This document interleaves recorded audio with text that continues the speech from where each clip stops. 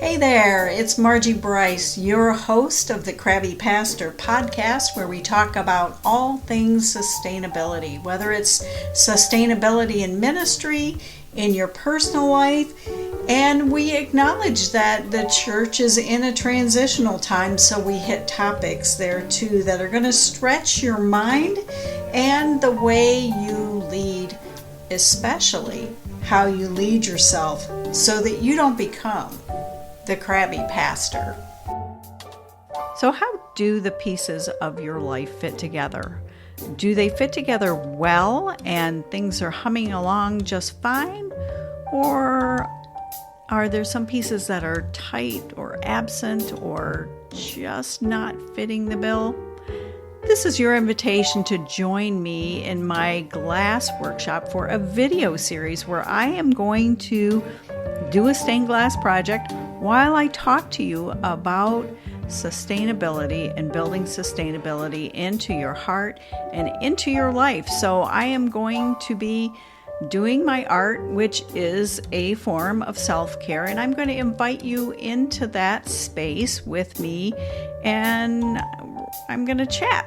I'm going to chat about self-care, and I'm going to show you how I create. And there's a nifty analogy. Stained glass seems to be a very good metaphor for what I want to talk about. So I'd love for you to join me. To do that, to opt in, I'll need you to email me at krabbypastor@gmail.com. That's krabbypastor@gmail.com. So you won't want to miss this. You definitely won't want to miss this. So make a plan to join me in the glass workshop. Welcome to part 2 of our discussion on trauma. I am here with Kristen Humiston again, and we got to and through in the last episode a good discussion about trauma and what it is exactly. And we kind of near the end got to the place where the question was, what is wrong with these people? And, I think as pastors, many of us ask that question. Why does it seem like, and this was captured in Janine McConaughey's book, Trauma in the Pews, where there's a faction of any congregation where it seems like they just grab hold of the gospel and they just run with it. And then you've got this other segment where sometimes you kind of wonder, well, okay, in all honesty, there were days and times that I wondered if they were crash test dummies, not meaning dummy people like dummies, but that they were looking at me like that from the pew, or it would look like or feel like that what I was delivering in sermons and stuff was just casually bouncing off of people, And so you have to say, well, what's wrong with these sheep? What is wrong with them? And I think Janine correctly identifies, and we've talked some here, Kristen, about trauma and how it impacts people and their abilities to receive the gospel. So, but I know that you have a bit of a pushback, and that I'm good with that. I like that. It makes for a fun interview for sure. With my question, what is wrong with them? So I'm going to let you have at that. Yeah, thank you, Margie. Thanks for having me back. And it's always a delight and a pleasure to be able to talk with ministry leaders about trauma and healing and like, where does the church fit into that? Because the church should be leading the way. And before you and I jumped on and hit record, we were talking about how historically there have been times where the church has led the way in bringing healing work to people's practical lives, right? That I'm moving into professional social work, and social work was born out the movement of Christians seeing people who were hurting and oppressed and needing food and clothing and meeting those needs. And so historically, the church has a part of it that has provided healing. There's another dark side to Christianity and the church historically. We don't need to go into that today. But how do we bring healing? And again, that is like Jesus announced his ministry by echoing the words from Isaiah 61. I have come to set the captives free, to heal the brokenhearted. And so this is his heart, and we are called to be his ambassadors, right? To bring his heart to the world around us. So how do we do that? And your question, what is wrong with them? Like, how can we fix them? That is a common question and frustration in ministry. I was speaking with a friend the other day, and we just kind of said, like, people, and we are people, right? We are people. Yeah. We people too. And the better question to ask in those moments of frustration really is, what has happened to them? Not as what is wrong with them, but what has happened to them. Yeah. I mean, I think we would all agree, and we've said, I mean, I know ministry leaders have said, ministry would be great, if it wasn't for the people.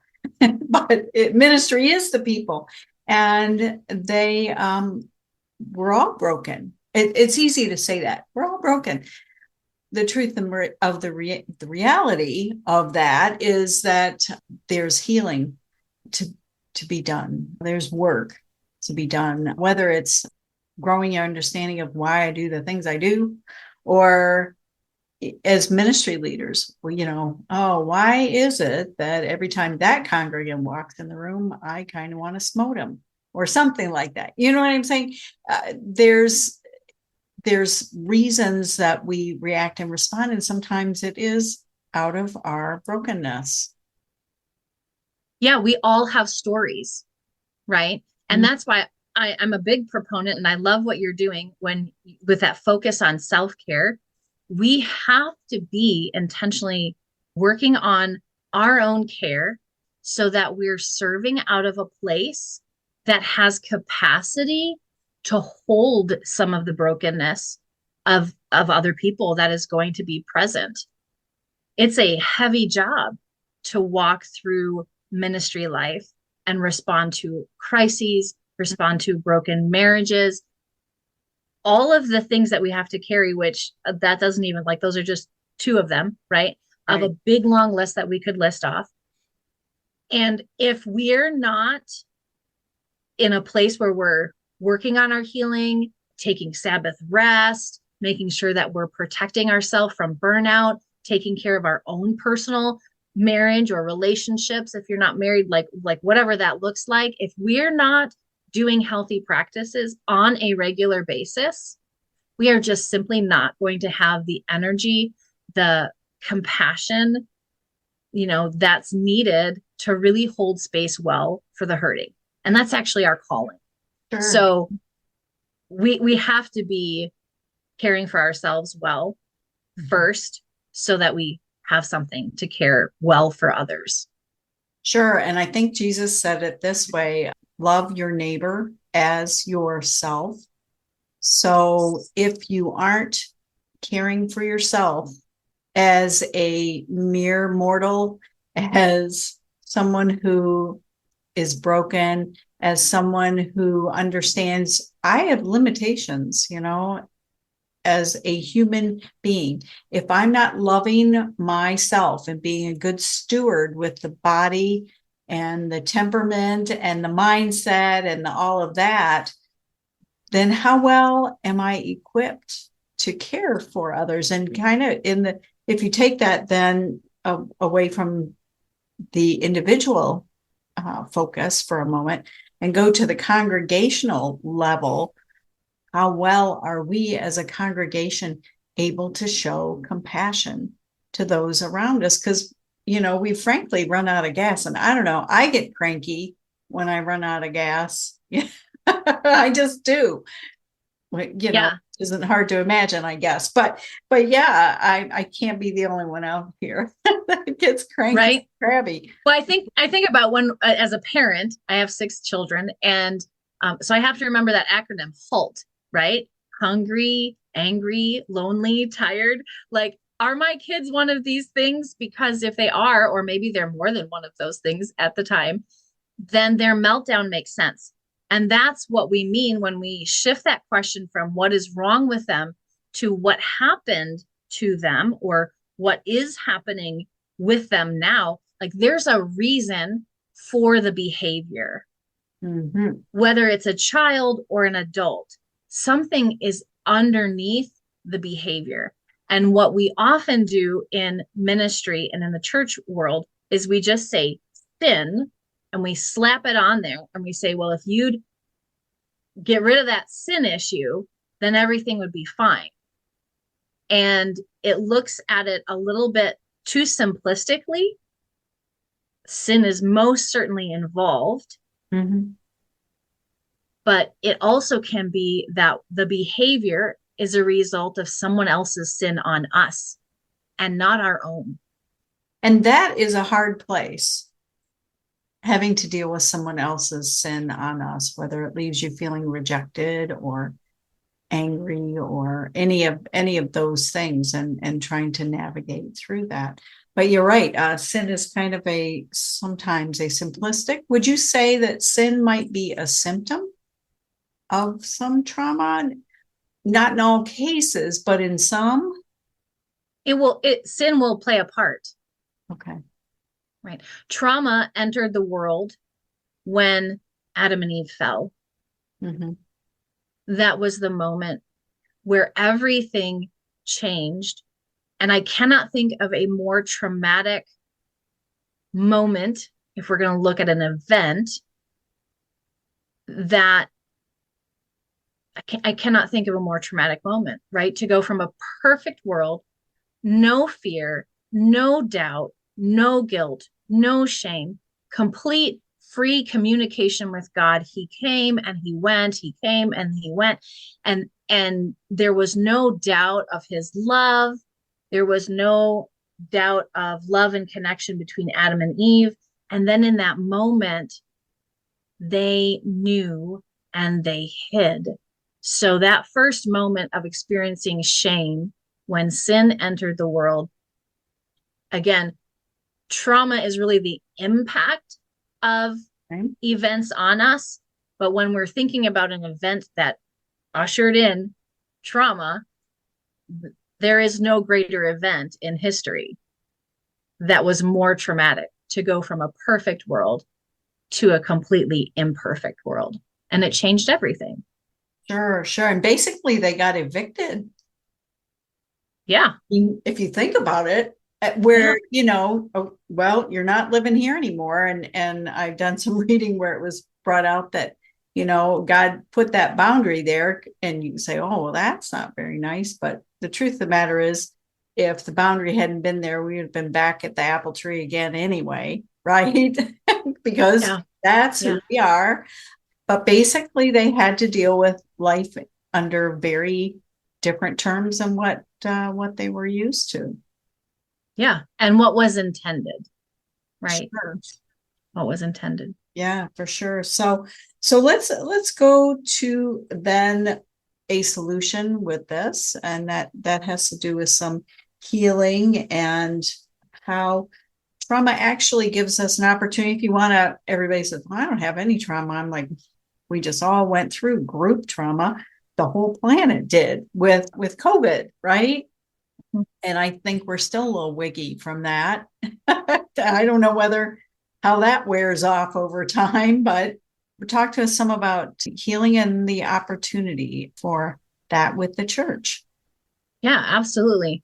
So I think the Bible gives us two really clear, there's more, but two that I wanted to talk about, ways that we have to heal, God-given created ways to heal.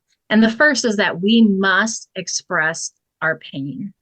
And in America, or Western Christianity especially, we are not taught this. We have been taught repeatedly, which we mentioned a little bit before, that emotions are bad. We need to just carry on.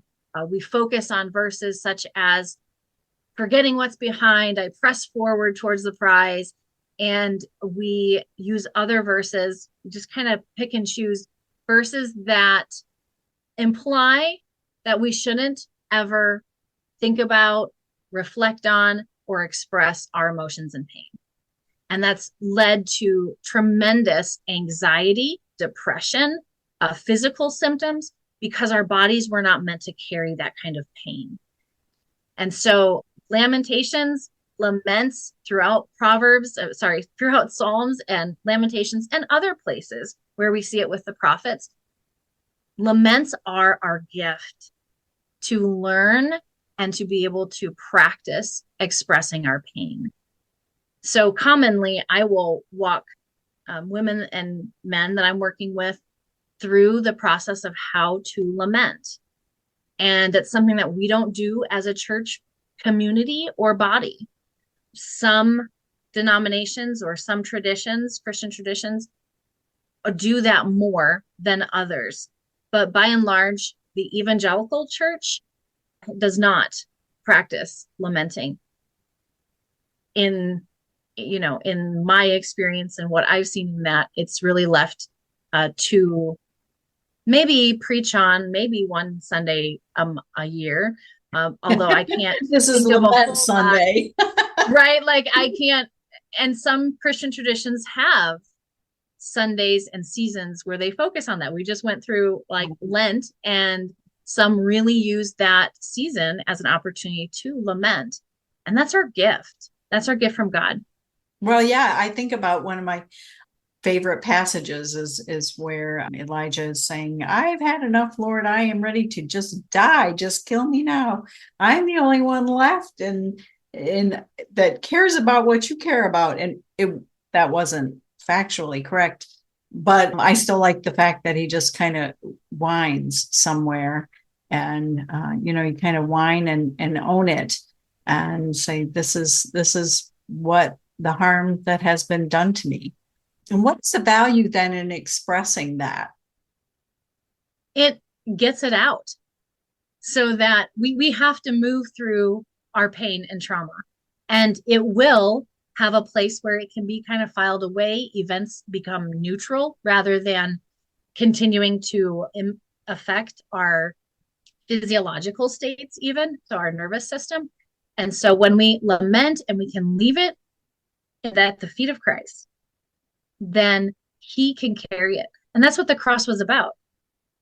That Jesus carried, we focus a lot on, oh, I'm a sinner. And so Jesus carried my sins. Jesus carried the sins of your abuser.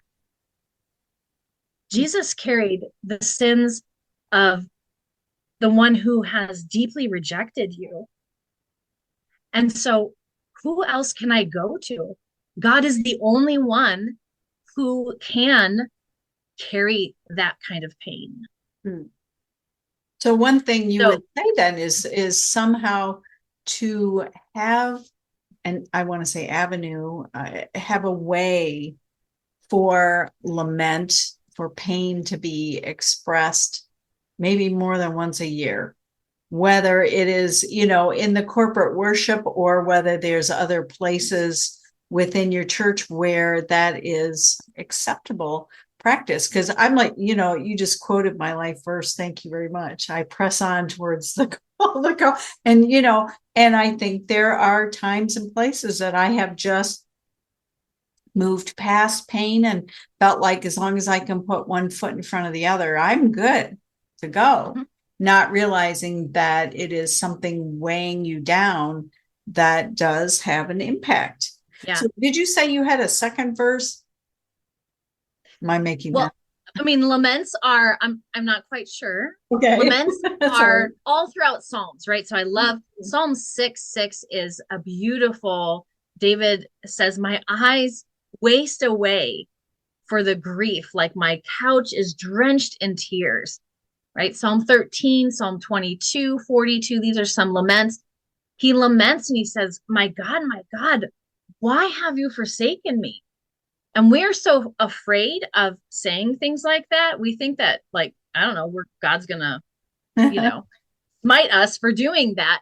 And yet we have not just David, but we have other people as well throughout scripture that express that idea. Jesus himself expressed that, right? Mm-hmm. If we took it and we put it in a sentence format instead of a question, my God, why have you forsaken me? What is David's complaint? He's been forgotten. Yeah, God has abandoned me. This is what Yeah. David's saying. Yeah. Most of us would be afraid of saying that out loud. Yeah. Yet we have examples in scripture that show us it's okay to express that. Right. Right. Well, we're And all about the happy, happy, happy. absolutely. And you Right. want joy, but if there is a faction, group of people smattered throughout your congregation that are just, I'm thinking back to this is quite a few years ago, and there was a church that we visited, and they were heavy into, it was charismatic. This is not, and I'm not saying anything negative about charismatic folk, but it happened to be a charismatic church, and they happened to be heavily engaged in some amazing praise and worship stuff. But after you'd gone for 3 or 4 weeks, I was like, man, I don't know if I can rally every week to this. Let me take a break, come in and go out or something, because it just was, it's not the reality that we live down here. Right. Right. And we need both. Mm-hmm. I mean, Ecclesiastes 3 talks about there's a time for mourning and weeping, and there's time for dancing and joy. Mm-hmm. So I think we just need to learn and practice moving through our emotions a little more fluidly, embracing seasons of joy, embracing seasons of mourning, and comforting one another, being okay, becoming comfortable with other people not being okay, right? It's okay to not be okay. I mean, that's a saying right now. Yeah, sure. Mm-hmm. But when I think about Ecclesiastes, it covers the breadth of our human experiences. Mm-hmm. And we have death. That's painful. Mm-hmm. I have to have a way to express how painful that is. It's part of my human experience. There's no reason to always stay in this happy, happy place. And what's really neat about a lament, the primary part is a complaint against God. I have this complaint. And it eventually moves towards expressing what my need is. In Psalm 13, David says, look on me and answer me. Like, give light to my eyes. These are things I need. I need to hear from you. Who of us as humans hasn't said, man, would God just tell me or show me or comfort me? Like, would he not just show up? Right? Right. All of us have. So I don't know why we feel we need to deny our humanity so much. And he moves, and that's what a lament does. Eventually we move to that process of, man, I trust in your unfailing love. And that's what faith is. I have to cling to the character of God, because I am not God. I do not have his mind, and I do not understand him. Right? And it's okay. I'm okay to admit I don't get God. I don't have the answers. And sometimes that's really frustrating. Sometimes that's really wearisome. Mm-hmm. Sometimes that's really painful. So when you're moving through pain, you brought us through the lament, where you're going to identify what your issues are. You can even go to scripture and, read about David was in the pit of despair, all of that. And then we just get to the place where we decide, because there's a cycle that David goes through. He has his complaint. And then by the time you get to the end of the psalm, he's back at, yet God, you are God and I am not, which personally, I'm very happy that I'm not God and that God is God. And is that a way then of moving through the pain? Absolutely. Absolutely. And I think, I think about women's Bible studies or the typical retreat. It's very much like a you rah rah rally. And I was sitting with someone recently who had gone to a large women's event that had focused on lamenting. And throughout the weekend, that's what the event did, was walked, hundreds of women through the process of lamenting so they could lay it down. And then what do we do as a body of believers? We rejoice together, right? We become one another's compassionate witnesses. And we're able to hear harder stories and share our harder stories. We're able to experience humility and vulnerability. Again, things that are pretty lost in most American churches. And then we can offer that belonging and safety to people, because it's okay to come and bring my painful story into the church. Again and again, one of the biggest things I hear in my one-to-one work with people is, I can't share this anywhere else. And we are being complicit in like inner death inside of people by not allowing people to bring their stories into the church walls. And then it will, one thing that has just really been coming to me of late is, how can we challenge the church to bump it up in the compassion to others realm? How can we increase compassion for others? I think when I hear that, I go back to the question, what happened to you? When we hear people's stories, how do we respond? As humans, we respond to story. And I don't know if you've ever had this experience, but I have, where I've totally made up something about a person, right? Oh, they are so fill in the blank. And I carry that belief around with me. And then maybe I carry it around for a few years, right? Maybe I carried it around for many years. And then I find out something about them that they experienced or that had happened to them that I never knew. And I go, oh, okay, well, that makes sense now. Now I understand why they fill in the blank. So if they were extra prickly and then you responded with, maybe you were prickly back, or maybe you just retreated or something, any of those responses are less than loving. And maybe if we came at some things with, gosh, are you okay? Yeah. What's going on? What happened to you? What happened to you? Yeah. That would be a different result, maybe. Yeah. And I like how you use that example, because let's use the word prickly. There's a lot of people in churches that are prickly. No. Right. And my husband and I have a name that we would use for those people sometimes. And so it's the ones that you're like, oh man, Lord, just give me some more love. Give me some more love for them.